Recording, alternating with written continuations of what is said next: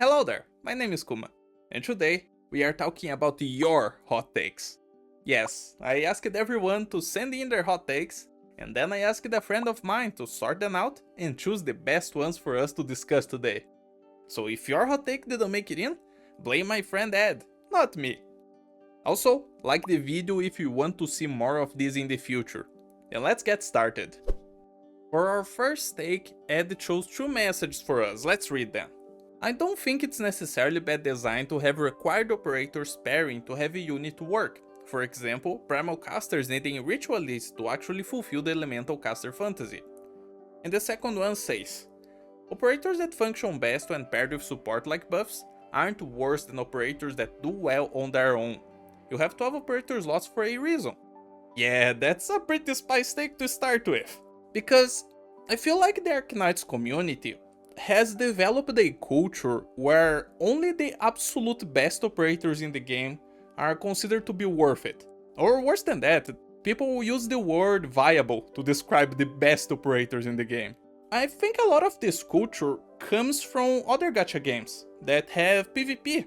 And if you want to win in the PvP in these other games, you actually need the best characters in the game to have any kind of success, to be able to win.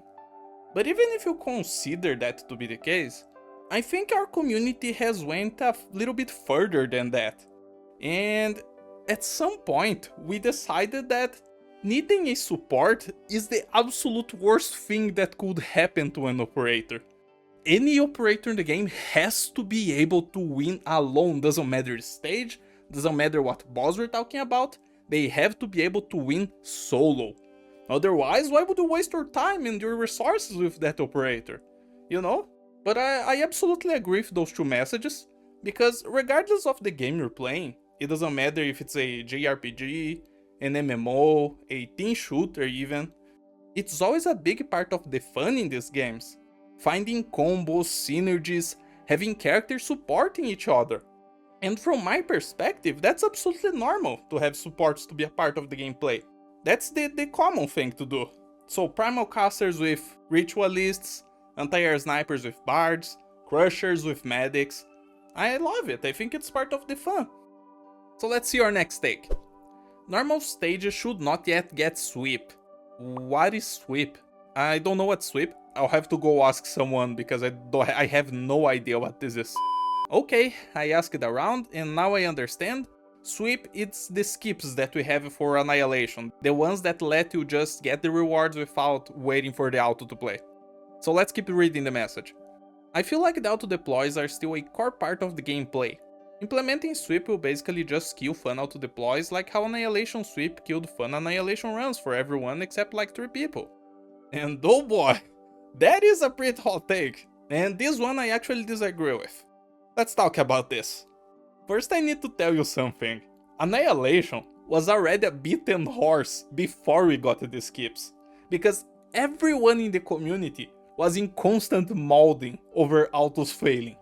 It didn't matter if you were using the best operators, the worst operators, AFK operators, if you were just copying a guide, it didn't matter. Everyone hated Annihilation because it was a 15-minute wait for a 30-second stage and a prayer for the stage to not fail. But now for the core of your message. I honestly would be really sad if getting skips for the autos was enough to get away the fun that you have playing the game. Because think about it, dude.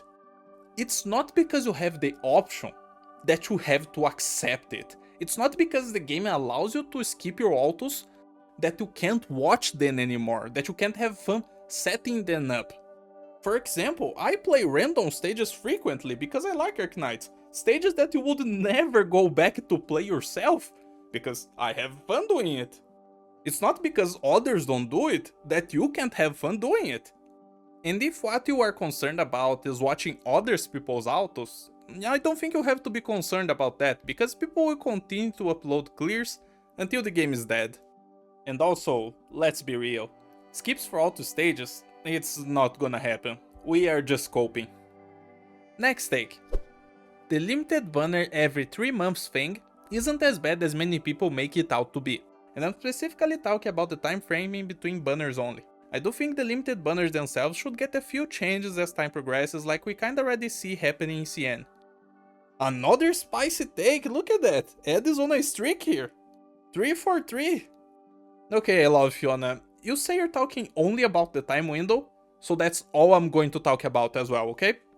I actually have a divided perspective on this one. From one side, I started playing Arknights when we had a limited banner every 6 months instead of every 3. And I think a lot of the old players from year 1 and the start of year 2, like me, we were just used to that time frame, 6 months. And seeing that window get smaller, it just felt like a cash grab. And if you've seen any money reports from Arknights, it still feels like a cash grab, because now the majority of the players only spends money on limited banners. Of course there are some other factors at play here, but we won't discuss them today. But then from the other side, I think a lot of the struggle that players have with banners comes from them not knowing how to choose the operators they want. People freak out, pull on every banner, and can't believe they have nothing saved. I always say that I'm glad I'm not a gacha player. I'm happy because I play a tower defense instead. And I say that because I don't get attached to every new operator. From the next 6 months, for example, I want Lutonada and the Dungeon Mesh collab operators, and that's all. I don't want anything else.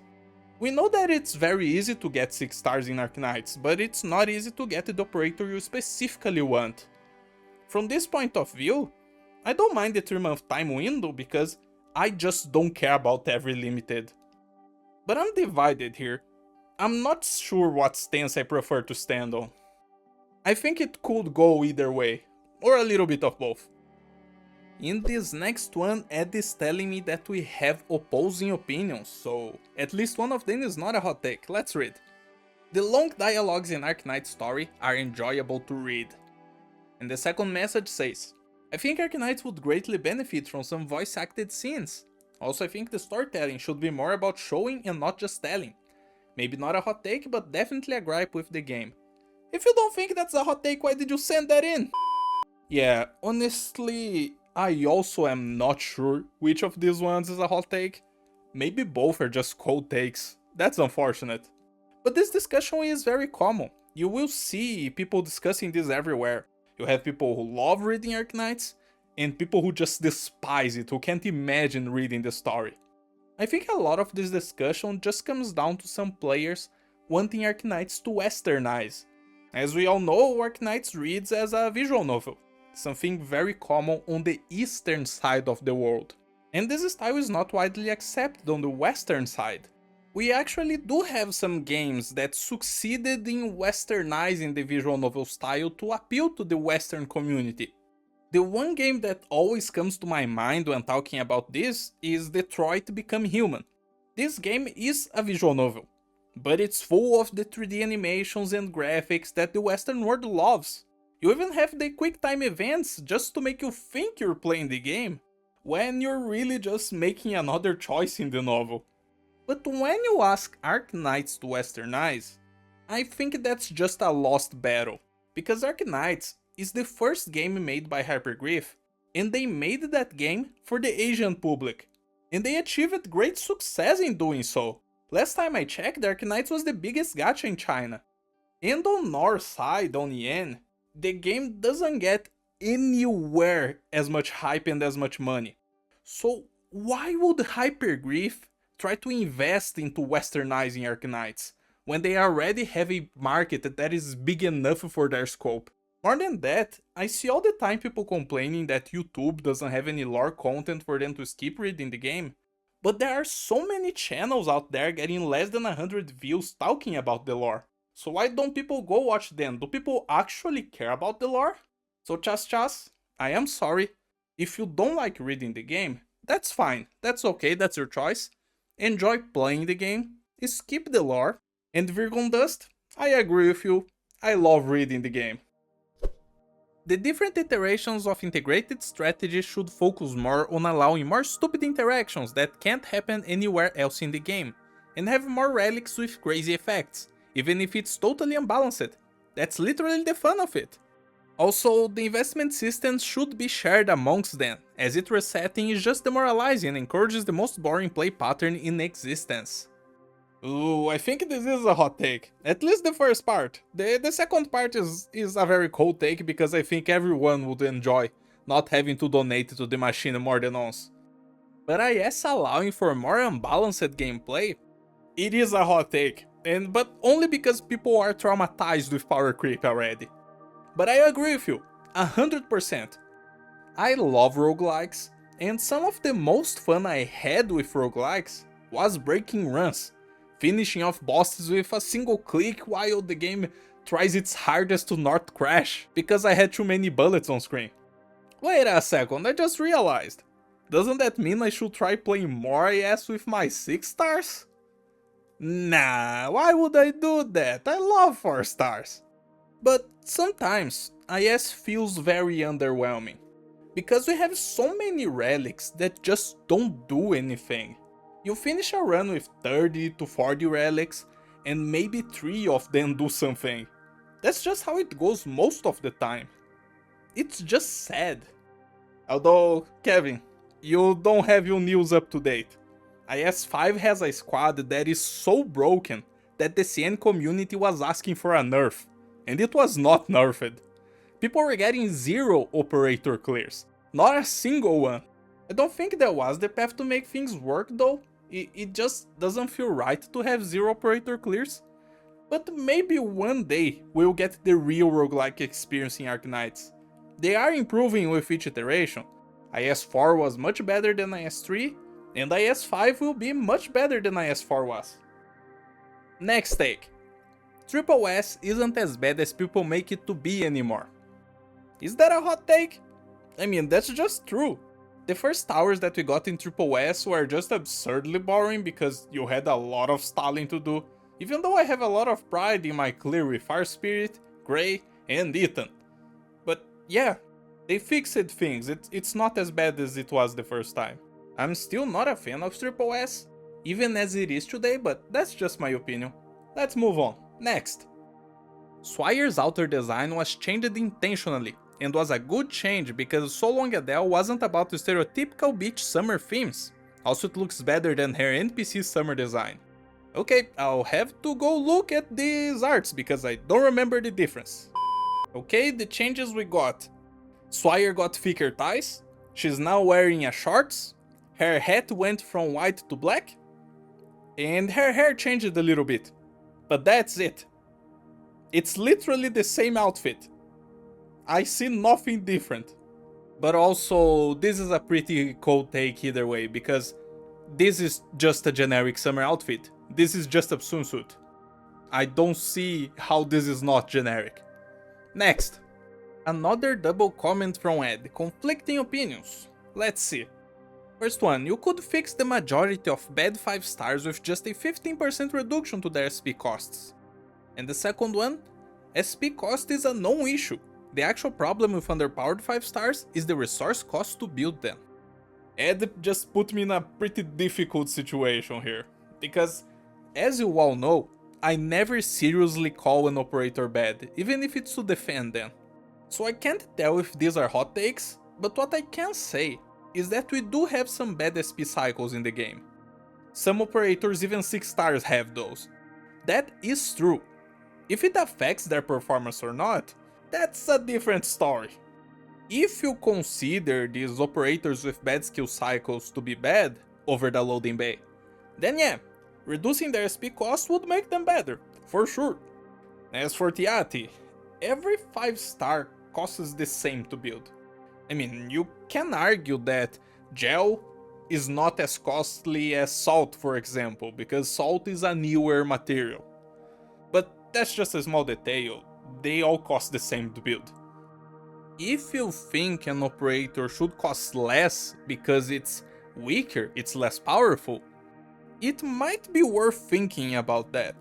Because meta players already don't care at all about 5 stars anyways, you know? The 6 stars are much more strong, why would they care about the 5 stars, about any of them at all?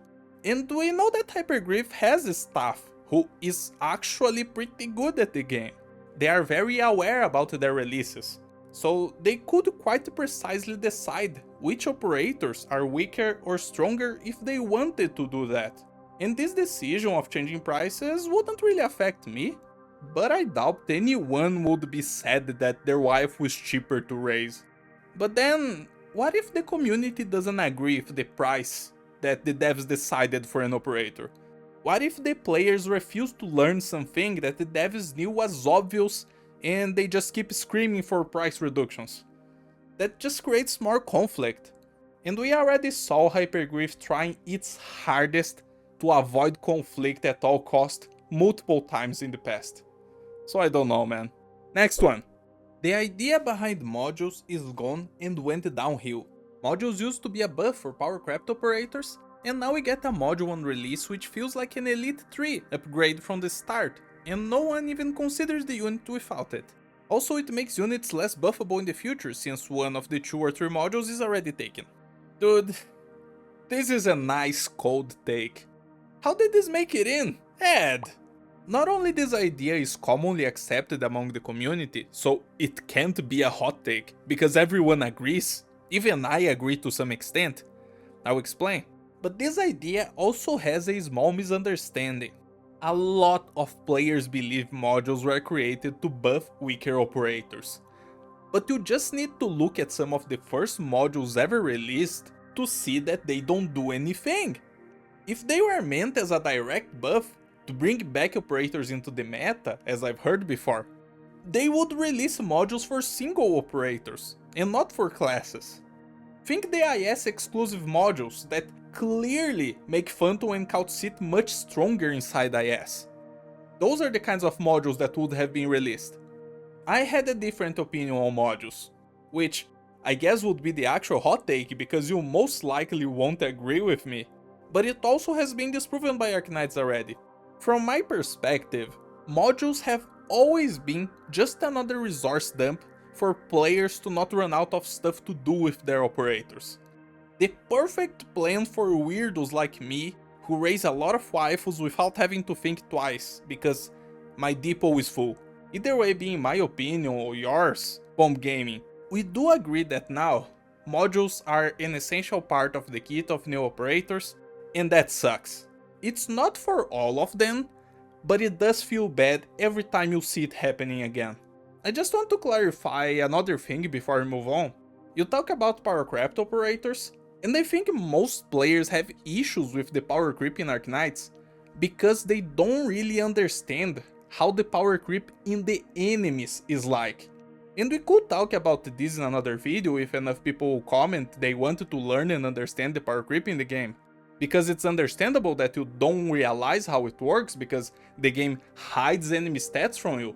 But for now, what I can do is invite you all for another session of Mystery Enemy, where we talk about random enemies until everyone learns about enemy stats.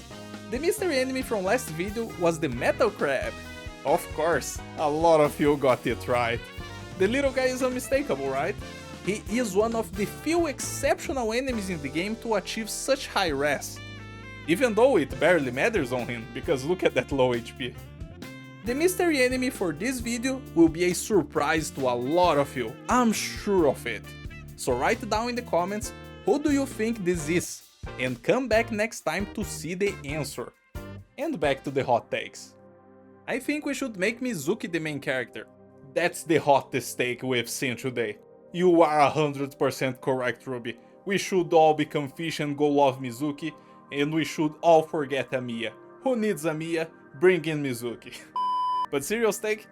I don't think the game respects your time nowadays. With multiple events back to back, triple S, new banners and chapters, it's becoming increasingly difficult for me to play it consistently, as someone who has very inconsistent free time. Choosing to ignore a majority of the new stuff makes the experience enjoyable, but I don't think FOMO is a good mechanic to base your game's planning around. And yeah, you are correct, I agree with you, Ruby. This is a hot take because the community learned to hate dead time. And we haven't even had a real dead week in so long. I think the longest time we had was what, 5 days of free time? That's not even a full week, and people call like 2 days a dead week. If the week isn't 7 days anymore, someone forgot to tell me about it. Because it's crazy to hear someone saying a dead week is 2 days. No, but more than that. I've heard people saying that we don't actually get enough events. Some players wanted the game to bunch more stuff on top of itself, because apparently them being able to clear stages on the first day is enough reason for them to want more events. Do you have an idea of how crazy that is? At least we have a schedule that is more comfortable than CN has, because CN does get some overlaps and some actual dead weeks, 7 or more days of that time, but when Arknights comes to Yen, at least we have the events allocated without the overlaps, we have everything tidy together, and we don't lose any time because CN actually has dead weeks. But even then, even with things being this way, there is never time to breathe. I am very lucky that I don't need to commute to work every day, because if I had to, I wouldn't be able to play Arknights. And if anyone thinks you can play Arknights inside a bus, you have not seen what a real bus is like. You're a lucky person living on the top countries in the world, and your fast food is way cheaper than you think it is. But yeah, Ruby, it's sad that you can't play everything, but such is the state of Arknights. That's just life. This next one is another double, and Dad is telling me these are complementing opinions. Look at that. Let's see. First one says, the game would be better without 6 stars, making people actually have to think about strategizing. And the second comment says, Arknights is a seriously well designed game. The simple fact that 4-star clears exist, of just about everything, speak volumes of the balance. The immense variety of enemies and stage mechanics as well. Well, these two don't necessarily say the same thing, but there is a core idea that these two share, and I would say this is quite a hot take. Ganondorf and Jev are saying the game is well balanced even if you ignore the 6 stars. And I agree. And I can already hear the outcry of all the meta players saying they can't beat the game without Wizardel, even though they beat everything up until now without her. But it's true, Arknights is very well balanced. As I said, if you want to hear about this in detail, tell me in the comments, type it out. Kuma, I want to learn why Arknights is balanced. All I hear is the game is gonna die with Wizardel, I do understand, I want to learn. One of the things I really enjoy in Arknights is how we are surviving for so long without falling into the easy game dev trap of just increasing enemy HP. Because you guys know that that's an easy way out that most games use, just increase all the enemy HP, and that makes the game harder. Hyperglyph comes up with mechanics, new enemies, and these are a topic of their own because power creep still exists in Arknights on the enemy side, but it's just not what you would expect. But I love how long it's taking for the game to become a mess. And for sure, as Ganondorf said, Surtur didn't ruin the game, because the enemies were never balanced around her, or any other busted operator released after her, it just never happened. Could it happen one day? It could, for sure, it could very well happen. But it hasn't yet. And I think the chances now are lower than when Surtur was released. Because I think Hyperglyph got used to this design already. But now, the point in which Jev and Ganondorf disagree, Jev wishes people would learn to play without 6 stars. And Ganondorf loves the possibility of playing with them. Well, saying this, I guess they might not disagree here as well. Anyway, I myself would be happy if more players learned that they don't need the 6 stars. Because it's one of the saddest things in the community when I hear people talking about Arknights as if it was a PvP gacha game, when it isn't. But at least today, I wouldn't try to force anyone to play with weaker ops. That's definitely something I would do in my first year playing the game, but now, almost 4 years in, I learned that many players cannot have fun when they need to strategize. They are just here for the PNGs, what can I tell you? But I do wish that these players would stop forcing their ideas into others as well. You know, you wanna enjoy the meta? Enjoy the meta. But don't tell new players that that's the only way out. Like, come on, be reasonable, please. Next. The amount of alters we get is fine, and people who say they should just be skins should actually try using the OG versions to see why that won't fix anything. And we are just talking about how the game is balanced and you don't need every operator to be Wizardel. You know, you are going places there. The beginning of your message was actually a pretty good hot take. I did learn to accept that getting alters is fine. Because one thing with old players like me from the first tier is that a lot of us are not really gacha players. We started playing Arknights because of the tower defense. And when we started seeing alters, it was so weird, like, why are we getting characters that already exist? But this is very common in this kind of game, and just the amount of lore that we get from operators, I understand the point that some people make, that it's hard to get attached to some characters, because you don't get to see their lore very much, you just get a bunch of new characters and who cares about them, you know? So that point is something that I wouldn't agree with you a couple years ago, but today I do agree, it's fine to get alters. I hate to admit it, because I still don't like them, there's still something inside me that says alters are not okay, but I agree with that. As for the rest of your message, that last part right there, dude, just let weaker characters be weaker. You don't like them being weak? Don't play with them. Look how many choices you have already. You don't need 300 Wizardels in the game. Like, come on. Wake up. Next. They should scrap the 5th anniversary cockroach banner for global and instead release Siege Altar. Ooh, that's a pretty cold take, everyone agrees. And this next one is from Supa. Half of the stuff in this comment section is not hot takes. That's my hot take. And I'm sorry to break it to you, Supa, but that's a very cold take as well, because you are absolutely correct, and I think anyone reading the comment section on the post I made would agree with you.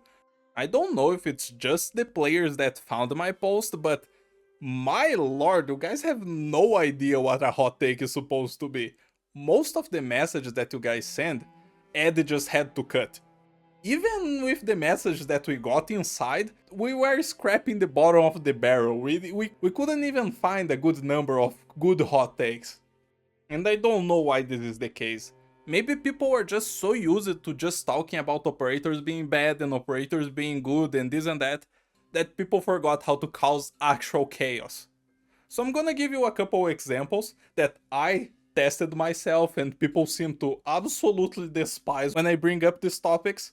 So maybe then next time you can have some ideas from this. Here you go, I'll give you 3. Number 1, talking about the meta is literally pointless. Number 2, being free to play is not impressive. Number 3, people complain about RNG operators, but they play a gacha game. But that's gonna be it for today, guys. If you enjoyed, don't forget to like the video and tell me in the comments if you want to see another video like this. I hope everyone has a very nice day. Peace out.